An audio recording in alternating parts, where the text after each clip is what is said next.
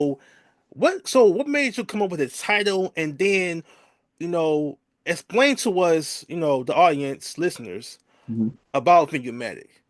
Yeah.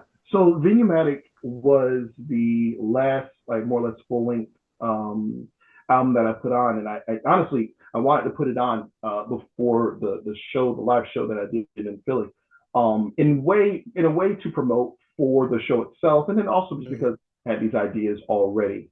So I'll tell you first off what the premise is, and then I'll tell you a little bit more about the name. The premise Mhm. of actually no, the name first. So the name Venuematic was just something to focus on the word venue. A venue being a location where you're doing some type of event or Right. show. Hmm. And so the focus of the idea was, oh, think about all the different places where you might do an event or a show. And so I thought about those different places. Now, the reason for that is because I'm not looking at jazz club venues, because of course this is all about spoken word poetry.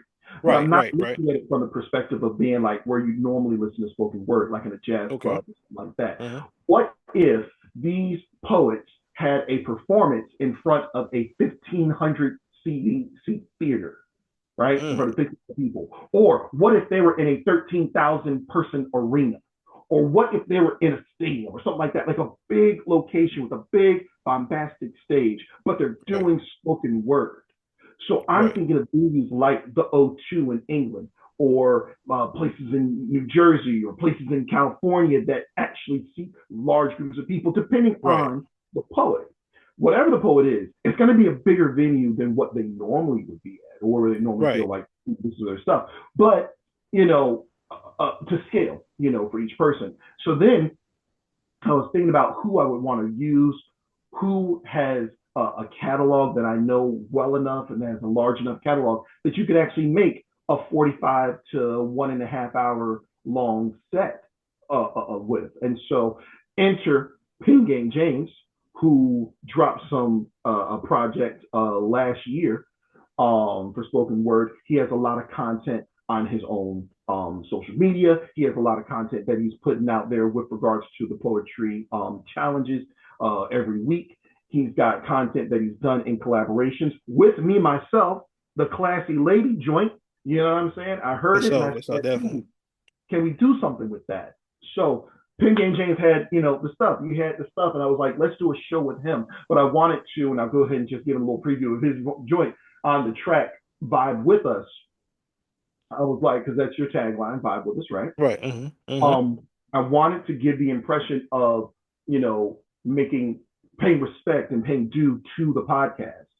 So Right, you're on stage, so it's almost like, okay, yes, on stage we're getting vibes of the podcast, but really it is a live performance by Pin Game James and other right. poets he's already put on. Once again, for the love of the culture. And so basically, Indeed. all Vigmatic is, well, not all of it is, but there is poetry. There are actual performances of poetry, of the recordings.